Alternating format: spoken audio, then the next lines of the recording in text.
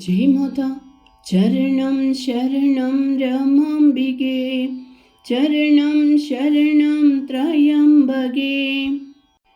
Do you know what Mother says about the avatar?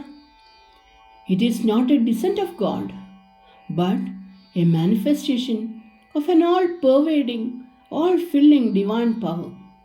This power takes human form to fill a mission of restoring dharma, that is, righteousness. The form God takes, the power He displays, and His spiritual ministry are all determined by the needs of the time and the specific dharma that needs to be restored. An avatar is the embodiment of wisdom, love, and compassion. He is the Lord of Yogas and is not just a guide but the truth, the way, and the goal itself. He is the world teacher or Jagat Guru. Divinity is beyond human intellect. Only those with faith can truly understand the secret of the incarnated Godhead. Once they grasp this truth and take refuge in the divine form, that is Saguna Brahman, they lose interest in the fleeting pleasures of the world. Seeing the Saguna Brahman is a great blessing. Mother tells us, that is, her children, that this divine reality has become visible in the form of a mother who acts as a compassionate guru, guiding and guarding us. God is above intellect and science. He is the absolute truth and mystery. He is bliss and beauty. One can only know Him when He reveals Himself. When this happens, the individual's small ego, that is I, dissolves, and the finite merges with the infinite, leading to immense joy. A glimpse of God leads to a powerful experience. The body vibrates, the mind becomes silent, and the heart overflows with universal love. All barriers of caste, creed, nationality, and religion disappear, leaving only bliss and no trace of sorrow. Recognizing the divine when it manifests in a human form is a form of enlightenment.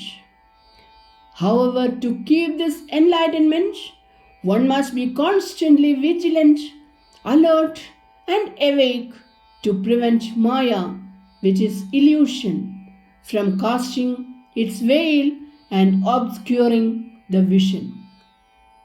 While birthdays are a cause for personal celebration, the Advent day of divine incarnations like Sri Rama is a religious festival that endures for generations.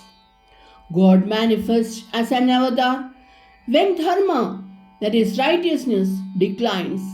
Human intellect loses its ability to distinguish truth from falsehood, and people's mind becomes impure due to egoism.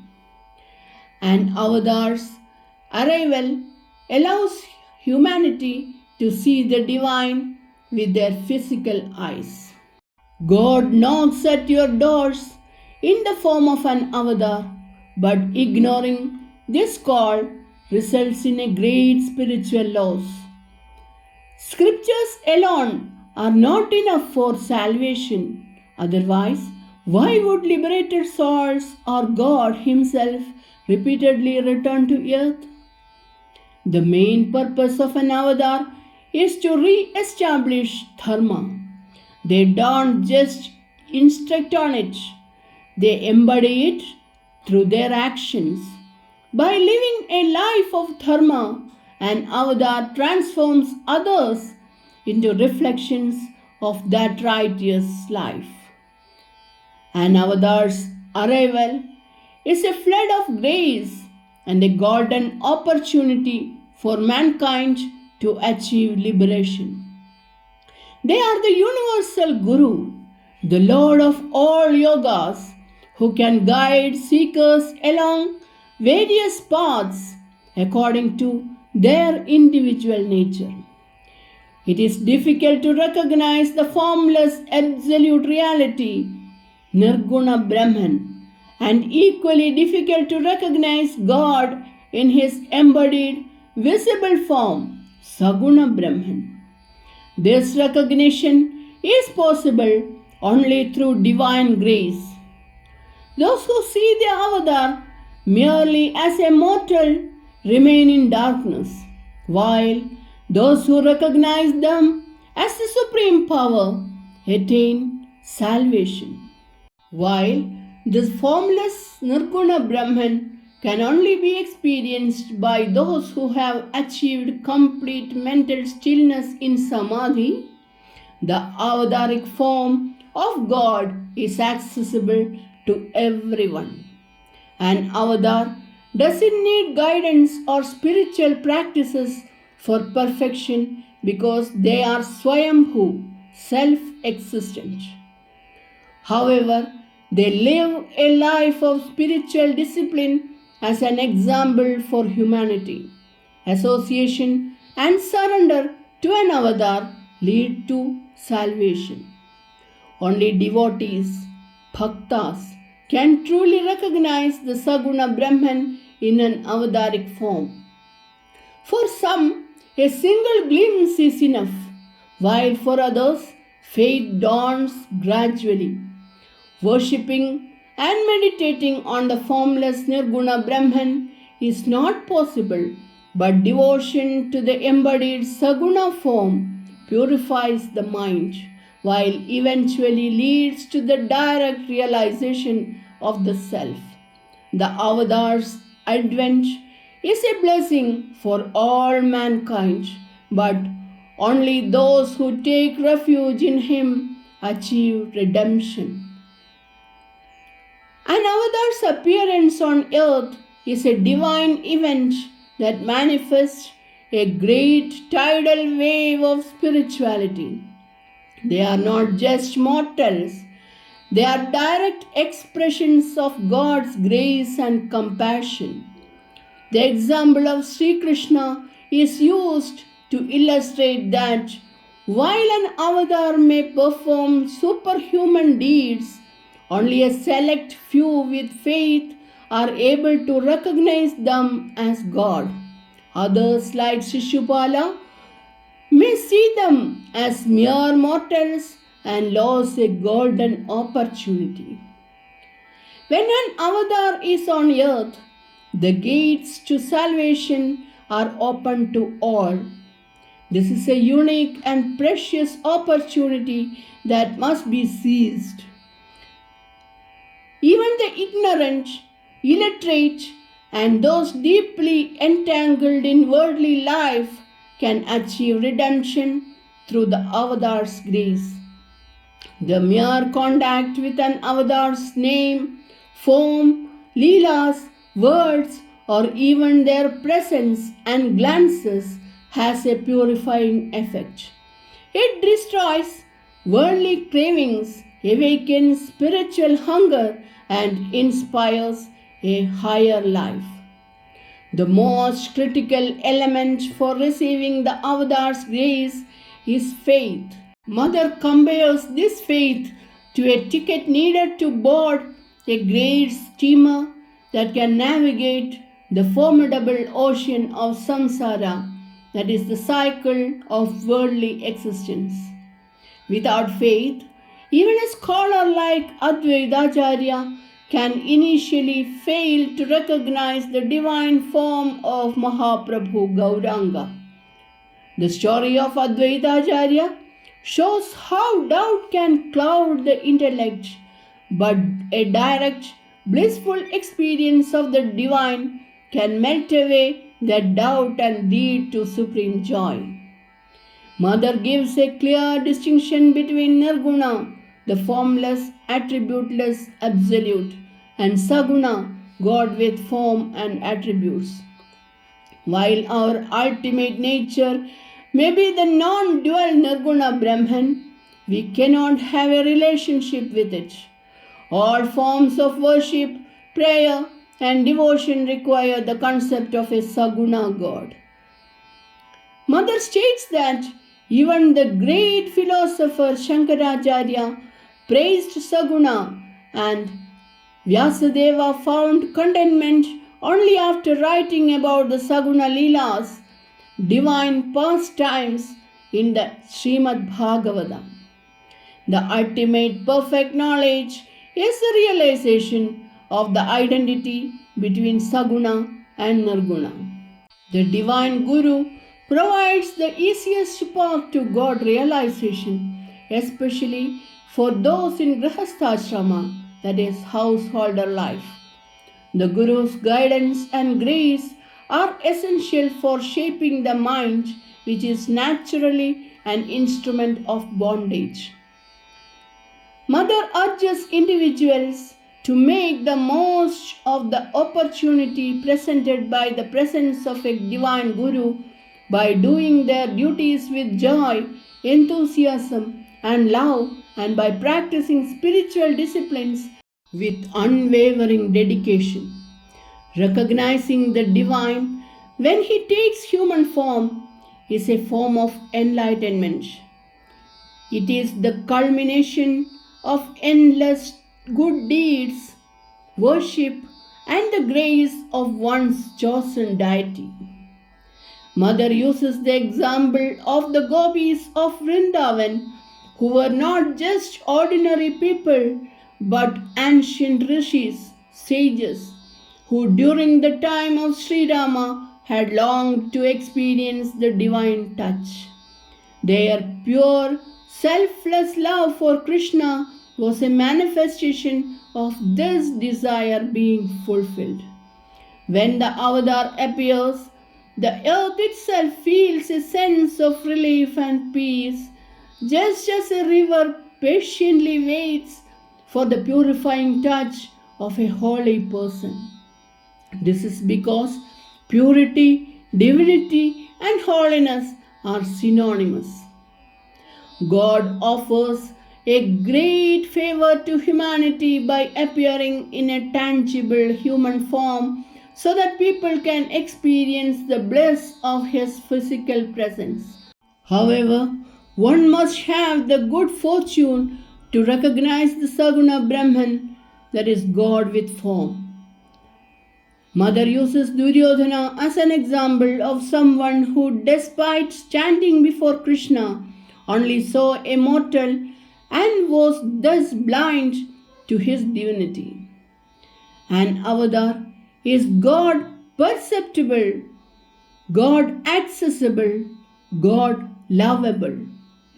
Their advent serves several purposes like to destroy the wicked and protect the virtuous, to preserve the moral order, that is dharma, to establish the religion of bhakti, that is devotion. Mother argues that even sages who have experienced the formless Brahman, Nirguna, still desire to maintain a devotional relationship with the Saguna as it provides a unique, sweet bliss.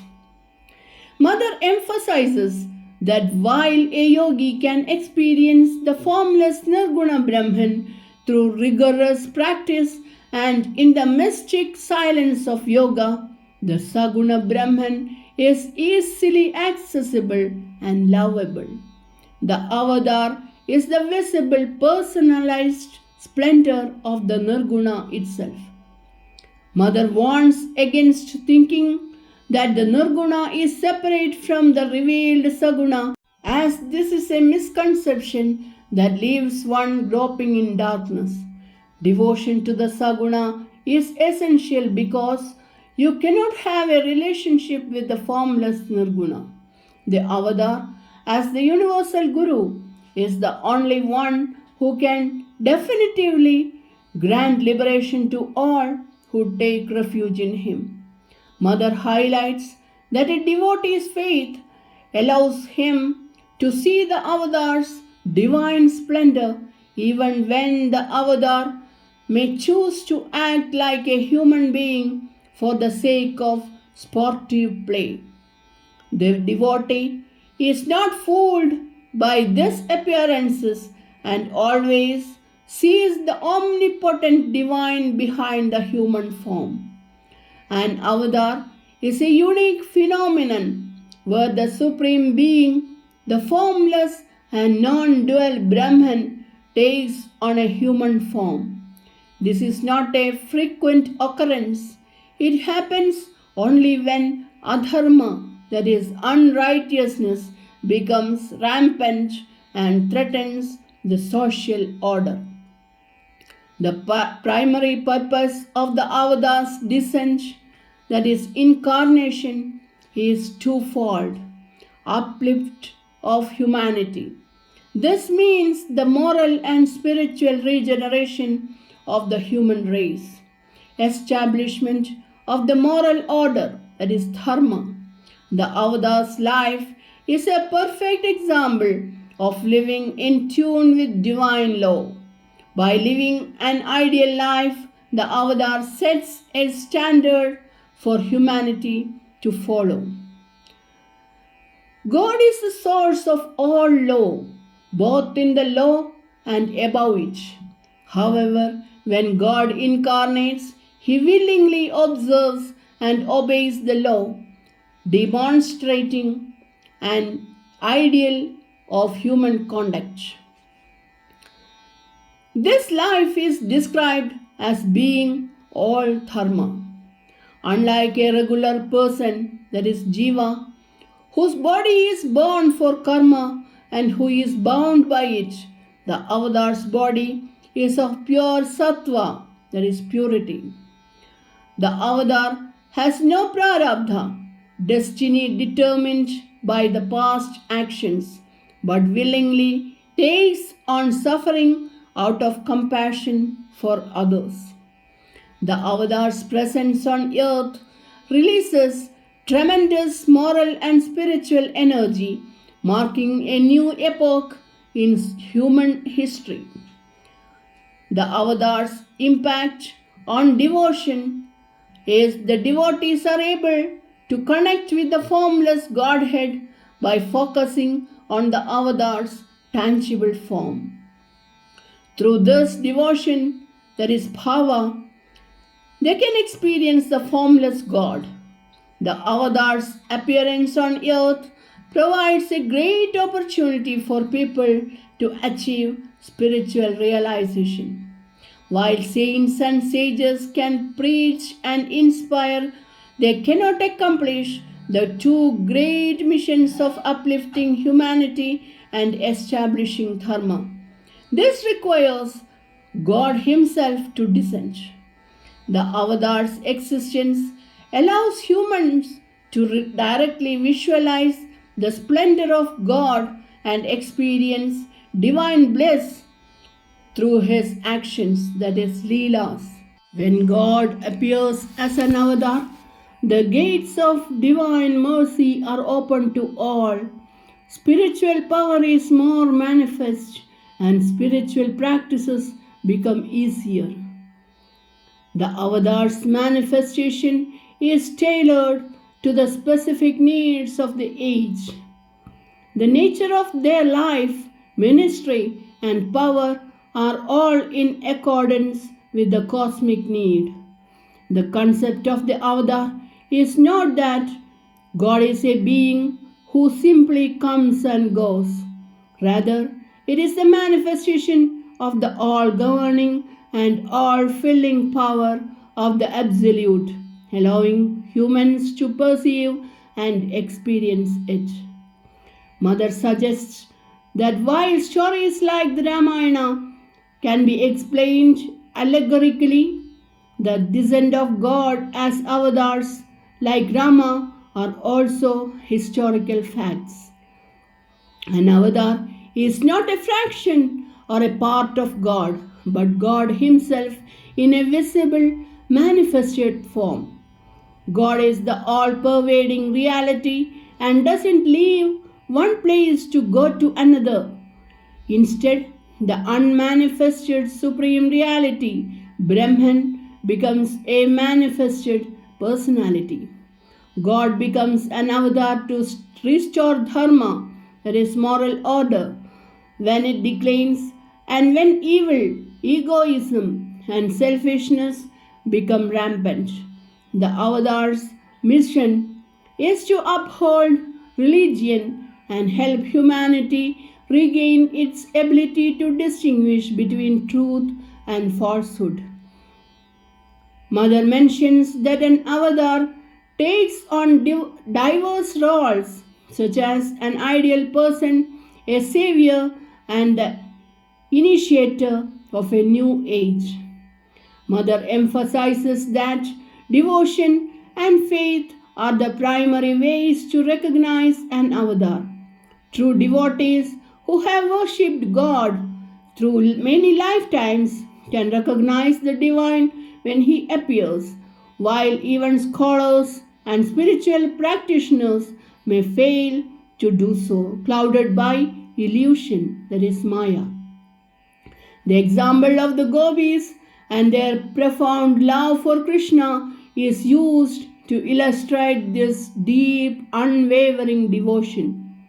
Mother also states that the truth of avatarhood cannot be proven by learning or logic, but it is a mystery realized only through mystic perception and the grace of God. Mother clarifies that there is no separation between the formless, that is Nirguna, and the form with attributes, that is Saguna. The Saguna is simply the Nirguna power revealed through a form. Mother stresses that thinking of them as separate is a form of ignorance. A true devotee does not see the avatar as a limited human being but as the supreme being. By not superimposing human limitations on the avatar, the devotee can experience bliss, a high yogic state, and the innocence of a child. If one regards the avatar as an imperfect mortal, they lose the ability to receive his grace. Here, Mother gives us a summary of the key characteristics of a divine incarnation, that is avatar, and how they differ from a jiva, that is individual soul. An avatar is a direct manifestation of God on earth. Mother describes the avatar as follows: divine, not bound by karma. The avatar accepts a body out of his own will, not due to the compulsion of past actions, that is karma. He is above karma and takes on suffering to help humanity. Pure and perfect from birth, the avatar is never tainted by prakriti, that is nature or material world. He has no ego, that is abhimana, and his perfection shines through from the moment he is born. Master of Maya, while he accepts a physical form for the purpose of manifestation, he is the Lord of Maya, the power that creates the illusion of the world. He can control Maya at will. Bridge to God. The avatar makes the divine accessible to humans. God, as the unseen power, becomes visible in two ways: through mystic vision and as the avatar. He serves as a bridge, allowing people to reach God through love and devotion. The perfect Guru. The avatar is the ultimate teacher, that is Jagat Guru. He is the Lord of all yogas, Yogeshwara, and can lead people along any spiritual path because he is the truth, the path, and the goal. He submits to the guidance of a guru and performs spiritual practices to set an example for mankind. Eternal form. Even after the physical body passes, the spiritual form of the avatar remains eternal and can be seen by devoted followers. Embodiment of virtues. The avatar embodies all divine qualities, including compassion, sacrifice, and love. Here, Mother gives us the distinction between a divine incarnation, that is, avatar, and a jiva, the individual soul. Origin of the body. A jiva receives a body out of the compulsion of their past actions, karma. The avatar, however, accepts a body voluntarily to uplift humanity. Relationship to Maya. The jiva is a slave to Maya and has no control over it. Maya controls the jiva. In contrast, the avatar is the lord of Maya. Consciousness. The jiva's sense of self, jiva bhava, is a superimposition on Brahman due to ignorance. Only through spiritual knowledge, that is jnana, does the jiva realize it is Brahman. The divine incarnation, however, possesses Godhood consciousness from the very beginning. Sacrifice. A jiva must sacrifice their ego to reach God. The avatar's entire life is a continuous sacrifice as he gives up his transcendental state to become human and serve as the guide. The primary purpose of the avatar's descent is to provide a visible and accessible form of God for devotion. While Nirguna Brahman can only be experienced through deep meditation, Sanguna Brahman, as the avatar, can be worshipped and loved. This form becomes the object of meditation, the subject of sacred stories, and the focus of rituals, making the path to salvation easier and more attainable for humanity.